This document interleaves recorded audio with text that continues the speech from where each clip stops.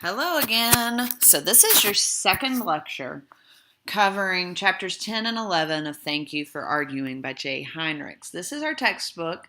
I've sort of front-ended the course with much of it, but you're going to keep referring to it throughout your course, throughout the projects. Everything that you do asks you to use things from this book, the terminology, the ideas, and so on. So take notes, hang on to it as you go through each of these lectures. The blog that you have for the very first one asks you to list some examples of rhetoric you've encountered and to expand on one of them, really explaining and analyzing and naming the particular strategy that's been used. We are not in this class going to spend a lot of time just talking logos, ethos, pathos. What we are interested in, which is sort of a step above what you might have done in English 101 and 102, are the strategies used to make those three appeals. So what kinds of things do we do to make an emotional appeal? What are the strategies we might use to make a logical appeal, and so on? And today gets us started thinking through those things and really being able to identify them. That's going to be a key part of the rhetorical analysis you do. So first, one of the key things I think is important in this textbook is, one, it's not a textbook.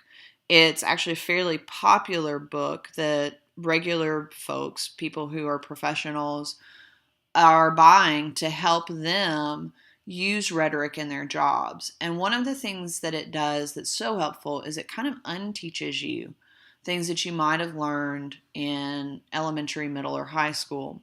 And one of those is passive voice is bad. It's not. Everything has a time and a place. And for passive voice, in an essay for a class, you want to avoid it as much as possible. It's boring. It makes your sentences longer. It makes them awkward because you have to use extra words to explain who did the action. It's the difference between the ball was thrown, and then in a face-to-face classroom, I usually do this unwieldy thing that's like, the ball was thrown by Bob in the park to Jill at 3:30 in the afternoon. It's unwieldy. And so if we just said Bob threw Jill the ball at 3:30 in the park, we've really tightened that up and made it easier to understand. And in an essay for a class, that's absolutely what you want to do. Most of the time, it's what you want to do, is to tighten it up, to just be really direct, straightforward. It makes you sound more confident. However, in business, in the professional world, sometimes it is the ideal to use passive voice because it removes the agency and blame. Like, the most famous example of passive voice is when Richard Nixon said mistakes were made. He didn't say, I made mistakes, my administration made mistakes, yeah, we broke into the Watergate Hotel. He never said those things. Why? Because if he had said, I made mistakes, he is admitting legal culpability. And, I mean, he was in enough trouble anyway. But to make that admission when he's going to do some fancy footwork to try to defend himself, that would have been a problem. If you're ever in a car accident, never, ever even honestly say, I'm sorry. Never say, I hit you. Oh my gosh. Because you're admitting blame and then you're on the hook for the damages to that other vehicle. That's a really poor outlook on life, I think, but that's why passive voice exists, is to give you that sort of cloudy area in which you're not saying you did it, you're saying things were done, but who knows who might have done those, who knows who broke into the Watergate Hotel. So passive voice can be in things like business letters and other correspondence, even face-to-face. When you don't want to admit blame, you don't want to take responsibility, you use that passive were or was blank.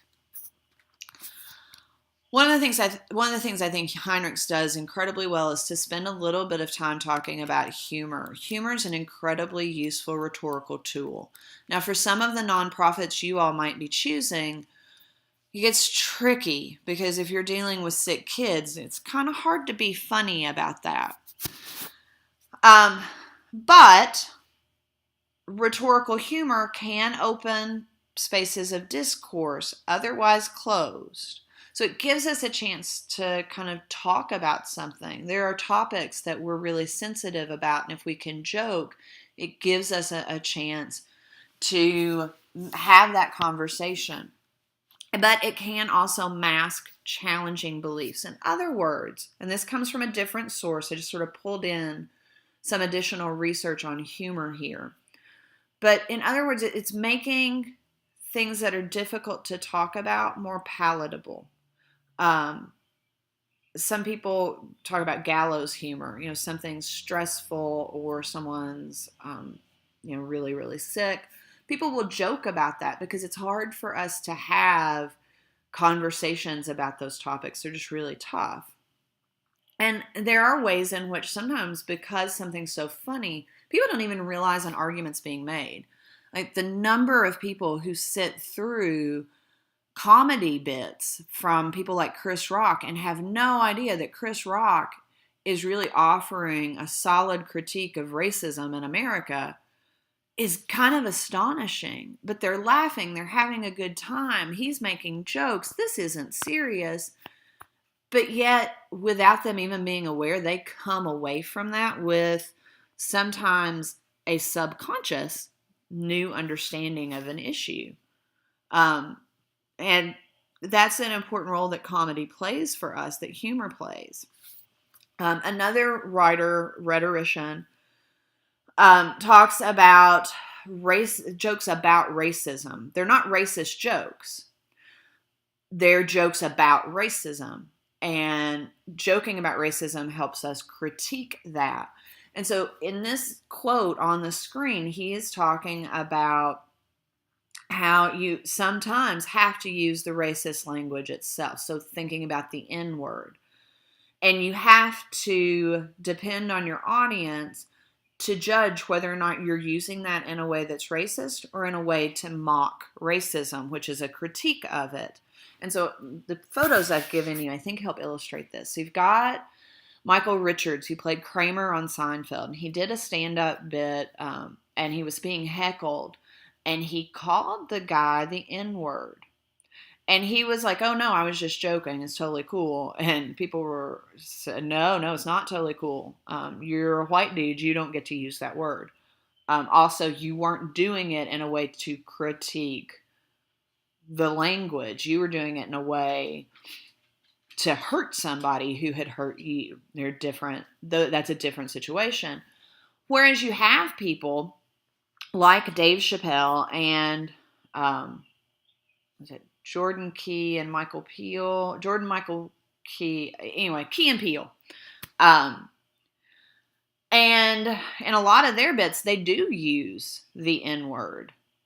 And one, the context is different. They're African American. That gives them a kind of different ethos in the context, but also the way they do it. When Key and Peele do Luther, Obama's anger translator, they're really mocking the stereotype of the angry black male and the ways in which President Obama had to really depict an image, present himself in a different way to be more palatable. Now, I feel like President Obama may not be a super angry dude in the first place. He seems pretty chill. But their bit depends on the stereotype and of mocking that the ways that Obama had to present himself rhetorically. And what maybe he really was thinking that he could never say. Dave Chappelle did his bit, the black guy who was the KKK member. And that whole skit, it's hilarious. It's one of the funniest things I think I've ever seen. but it really depends on the audience understanding that, Dave Chappelle's not promoting the KKK. He's not promoting self-hatred. He's mocking that. And I think it's pretty safe to say that the sorts of people who are watching Key and Peele or the Chappelle Show or their stand-up bits are audiences who are savvy enough to make that call. But if you're not really sure of your audience, if you don't carry the same ethos as these comedians, then you have to be more careful that you're not offending people. And people are like, well, I didn't mean to offend. It doesn't matter if you meant to. Audience is everything. And if your audience is offended, if you have misread them, then you have failed as a rhetorician, as a business, as a nonprofit, as an individual. Again, a little bit more of the research on humor. Stephen A. Smith talks about how we can build social cohesion and reinforce norms through humor. And you have lots of comedians who do that. I think Daniel Tosh is one where, at least historically, I don't know what he does now. I know he's kind of changed his act a little bit. But it was this sort of stereotypically frat boy humor.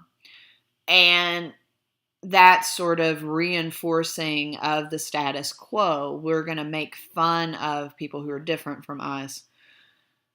That's how he used his humor. Again, I know he's changed his bit. I get that may be different now.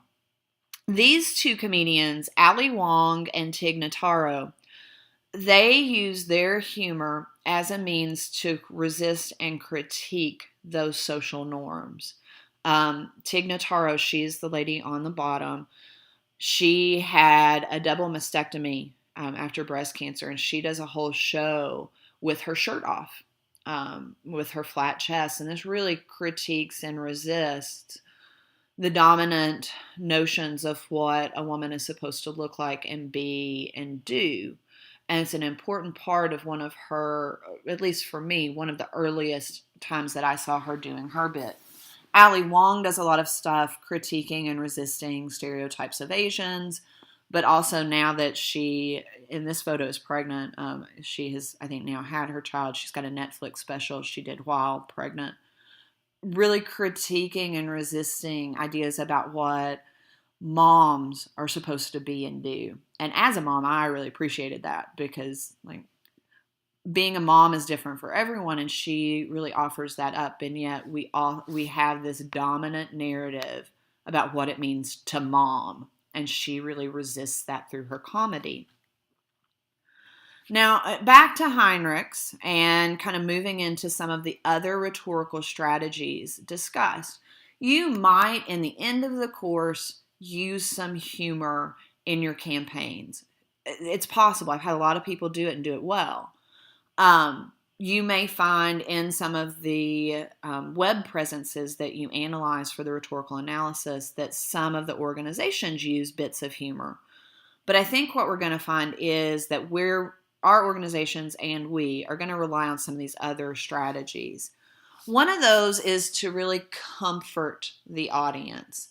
And I said KISS but empower. KISS means keep it simple, stupid. Do not make things complex. Use simple language. One of the critiques, that is one of many, that has been offered about Trump is that he speaks on about a 4th to 5th grade level. And that's been critiqued that, oh man, he's real dumb. Well, maybe he's not terribly smart. And yet, by speaking on that level, he reached a lot of people. And that's an important thing to really take note of, is that the simplicity of his language, those 1 and 2 syllable words, that helps people feel like they can relate to him. Keeping it simple, it gives them straightforward, well, that's a lie. We're doing great, 100%, it's huge. That simplicity, whether true or not, doesn't really matter. It's the fact that it's simple. But we also want to empower people. We want to give them choices. we want to give them the opportunity to choose for themselves things, because that makes them feel powerful. Even if you're setting up the choice so that you know they're going to pick what you want them to pick. We'll talk more about this in just a second. The advantageous is giving them what's best for them, not what's best for you as a rhetor, as a speaker, as a business person, whatever. You want to try to seem detached. You're not invested in this. You're only out for their well-being. And so here's what is best for you. Here's how you can do something about this, and here's what that's going to do for you. And then much of this is typically packaged in what we consider commonplaces. A commonplace is almost like an idea that we all hold to be true.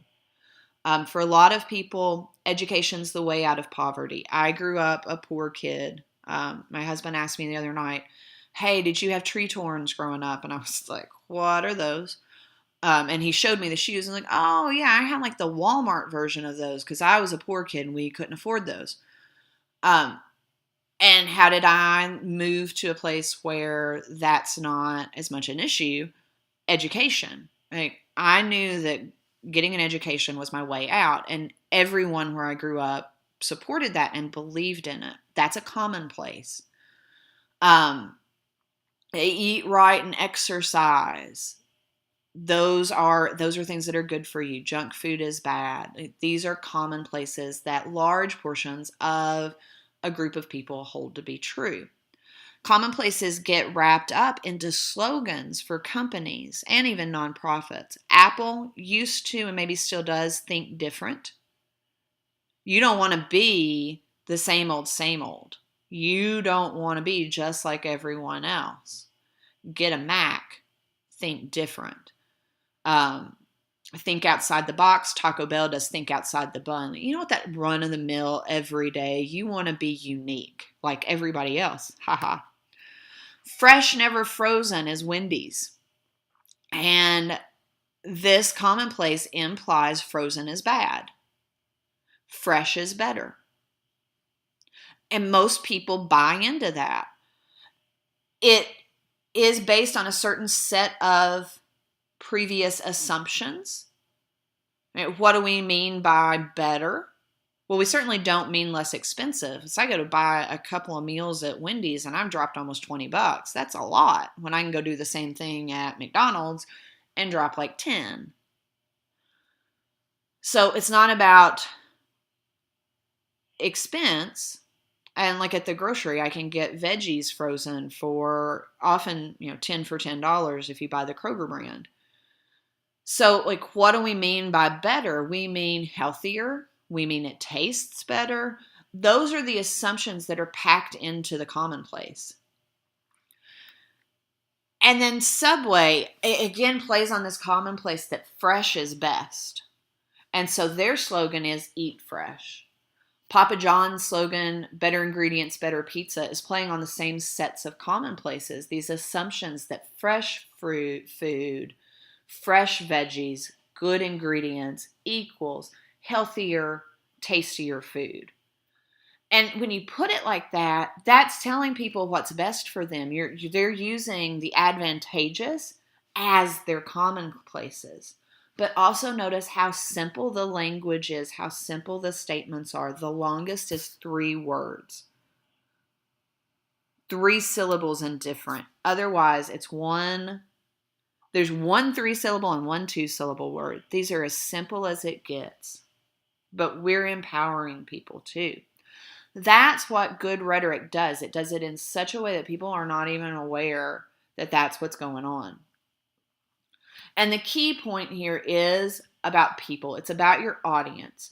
To do rhetoric well, to sell a product, to get donations, to get people to volunteer, to just get people to listen to your point of view, to try to change their mind, no matter what it is that you're trying to do or trying to get them to do. You need to know, what are their beliefs? Different groups of people believe differently. we're very cautious with our daughter about the amount of screen time she gets. For all she knows, the telephone is for talking to her grandmother, listening to music, and looking at photos. And that's it. She doesn't get videos on them, she doesn't play games, none of that. She gets 10 and 15 minutes of TV here and there when it's rainy or super cold and we can't go outside. And that's because we are part of a group of parents who believe that screen time is not ideal. I don't think that it's killing kids or anything like that. But many of us have read the research and we know that it changes brain patterns. And that's just scientific fact at this point. No one knows if it's good or bad if that those patterns have changed. That there's a difference between kids who watch a lot of screen versus kids who watch almost none. No one knows if it's good or bad. Our belief is it's probably not good.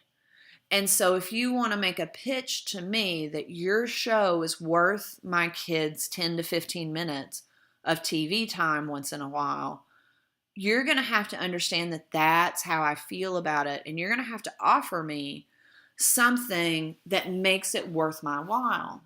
So, right, Daniel Tiger, which is on PBS, which carries an ethos or a credibility because it's public broadcasting. It's a spinoff of Mr. Rogers, which again carries a certain credibility and trustworthiness. They do episodes on potty training. You know what we're doing? We're potty training. There's a song that is worth my 10 to 15 minutes of screen time with my kid. We sing that potty song now. So knowing that many parents think like this, they're offering programming and content and descriptions of their content that really play into developmental milestones, helping your children learn to share, be kind, and so on. And that also plays into audience values. Nobody wants their kid to grow up to be a jerk. And so a lot of children's programming tries to pitch the values that would coincide with the values most parents want for their kids. Feelings, desires, you have to know how people feel. You have to know what angers them, what makes them sad, what they love, what they treasure and cherish, what it is that they want at any given moment. Like, it's honestly right now it is like 10:39 per the cable clock. And I'm already kind of starting to think about what I'm going to have for lunch in an hour. If I encountered an advertisement for some food-related something, there's a good chance that they have spoken to me at that particular moment. Because right now, I'm getting a little hungry.